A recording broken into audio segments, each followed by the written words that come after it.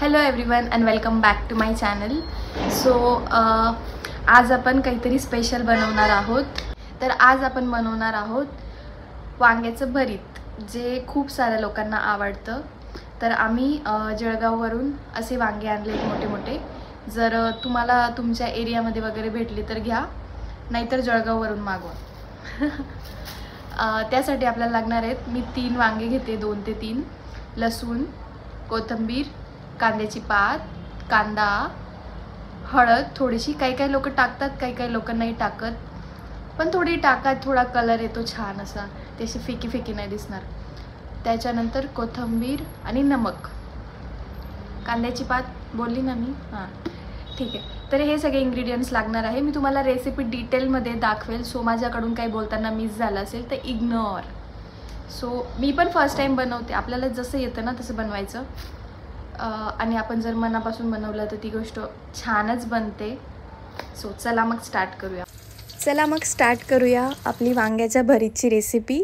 So सगळ्यात आधी 2 ते 3 वांगे घेतले मी, तुम्ही तुमच्या अंदाजानुसार घेऊ शकता. तर 3 वांग्यांना आपण छानपैकी धुवून घेतलं आहे. आणि आता आपल्याला हे वांगे छानपैकी भाजून घ्यायचे, म्हणजे ही त्याची वरची जी साल आहे ना ती निघायला पाहिजे. सो त्यासाठी ते छान असे काळसर भाजले जातील, तेव्हा ती वरची साल जी असते ना ती ऑटोमॅटिक निघते.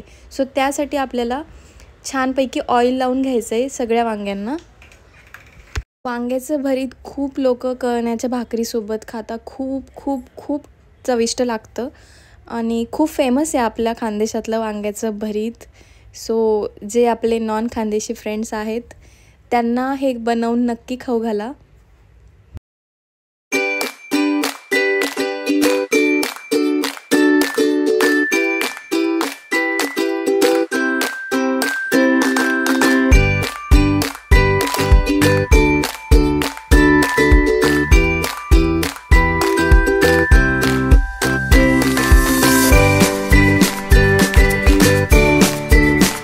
आपल्या वांग्यांना छानपैकी ऑइल लावून झालं आहे. तर आता मी एक तवा ठेवला आहे, लोखंडी तवा. तर त्याला म्हणजे तवा गरम झाला की त्यात आपण जे ऑइल ग्रीस केलेली वांगी आहेत ना आपली, ती याच्यात 1 बाय 1 ठेवून द्यायचे. जसं जेवढे वांगे मावतील ना तेवढेच ठेवा. मी ॲट अ टाईम 3 ठेवून दिले. मग नंतर हे थोडेसे भाजले गेल्यानंतर मी परत 1 बाय 1 ठेवलं. हे मावत नाही ॲक्च्युली. आणि आपल्याला हे वांगे अशा पद्धतीने ठेवायचे की जेणेकरून हे पूर्ण कवर होईल आणि याच्यात वाफ नाही जाणार. जर देठ वगैरे मध्ये येत असेल ना तर देठ कापून टाका. वांग्यांना छान वाफ लागायला पाहिजे आणि ते मधून असे छानपैकी शिजायला पाहिजे. तर आपली वांगी खूप सुंदर अशी भाजली जात आहे.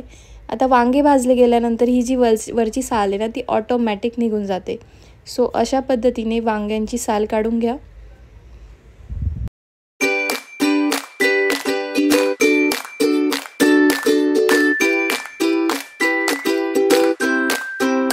वांग छानपैकी भाजले गेल्यानंतर आपण हे जे साल काढल्यानंतर त्याच्यात चेक करायचं की काही आहे का वगैरे.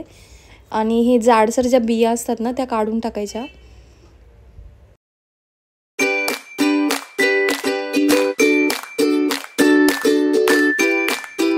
तर मी भाजलेल्या 4-5 मिरच्या आणि लसूण भाजून घेतला आहे. तो आता छानपैकी आपल्याला ठेचून घ्यायचा आहे. मिक्सरमध्ये नका फिरवू, ठेचलेला लसूण थोडा चविष्ट लागतो भरतासाठी. तो अशा पद्धतीने आपण छानपैकी याची पेस्ट बनवून घेतली आहे. थोडी जाडसरच असते कारण आपण ती ठेचून घेतली आहे आणि ती तशीच छान लागते. सो छानपैकी लसूण आणि मिरची ठेचून झाली आपली. तर ही आता साईडला ठेवून देऊया. तोपर्यंत आपण कढईमध्ये तेल गरम करत ठेवलं आहे. आता आपल्याला सगळ्यात आधी शेंगदाणे फ्राय करून घ्यायचे छानपैकी. तर तेल गरम झालं आहे, मी त्याच्यात शेंगदाणे ॲड केलेत. आता हे शेंगदाणे छानपैकी फ्राय झाले. लक्षात ठेवा की शेंगदाणे जळायला नको पाहिजे, नाहीतर आपल्या भरीतची चव बिघडेल. आपले शेंगदाणे ऑलमोस्ट फ्राय झालेत. आता मी या शेंगदाण्यांना काढून घेणार आहे. तुम्ही बघू शकता शेंगदाणे एकदम रेडी आहे. सो आता यांना काढून घ्यायचे साईडला. आता आपण तेलामध्ये टाकणार आहोत आपण बारीक चिरलेला कांदा छानपैकी फ्राय होऊ द्यायचा आहे. काही लोक कांदा नाही टाकत, काही लोक टाकतात. तर टाका, खूप छान चव येते. कांदा छान लालसर झाला की त्यात आपण टाकणार आहोत कांद्याची पात. कांद्याची पात टाकून आपण याला छानपैकी परत परतवून घेऊया. आणि त्यानंतर आपल्याला याच्यात ॲड करायचं आहे जो आपण ठेचा तयार केला होता लसणाचा आणि मिरचीचा, तो ठेचा याच्यात मी आता ॲड केला आहे. आणि हे सर्व मिश्रण छानपैकी मिक्स करून घ्यायचं आहे. हे मिश्रण छानपैकी एकजीव व्हायला पाहिजे. आता याला जरा 2 मिनटं आपण ठेवूया. हे मिश्रण आपलं छान एकजीव झालं आहे. आता याच्यात आपण फ्राय केलेले शेंगदाणे होते ते ॲड करूया. आणि त्यानंतर थोडीशी हळद ॲड केली आहे. आता हे मिश्रण आपल्याला परत मिक्स करून घ्यायचं आहे छानपैकी. आणि त्यानंतर आपलं जे भरीत बनवलं होतं, भरीत मी थोडं ठेचून घेतलं होतं आणि त्यानंतर ॲड करायचं. मग हे सगळं मिश्रण एकजीव करून त्यात आपल्या चवीनुसार नमक ॲड करायचं. तुम्हाला जेवढं लागतं तेवढं ॲड करू शकतात चवीनुसार. त्यानंतर हे मिश्रण मस्तपैकी एकत्र करून घ्यायचं आहे आणि थोडा वेळ गॅसवर वाफू द्यायचं. शिजल्यानंतर आपल्याला त्यात ॲड करायची आहे बारीक चिरलेली कोथिंबीर थोडी जास्त टाका, छान अशी चव येईल.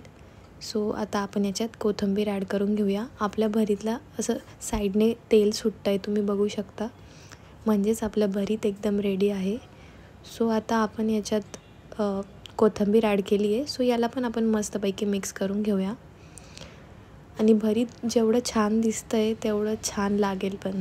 आता आपलं भरीत एकदम रेडी आहे. आता त्याला आपण प्लेटमध्ये काढून घेऊया. आणि ही रेसिपी नक्की ट्राय करा आणि कमेंट करून सांगा कशी वाटली. आय होप तुम्हाला ही रेसिपी आवडली असेल. आणि जर रेसिपी आवडली असेल तर लाईक, शेअर आणि कमेंट करायला विसरू नका. आणि वेळात वेळ देऊन हा व्हिडिओ बघितला त्यासाठी तुमचं मनापासून धन्यवाद. Bye bye.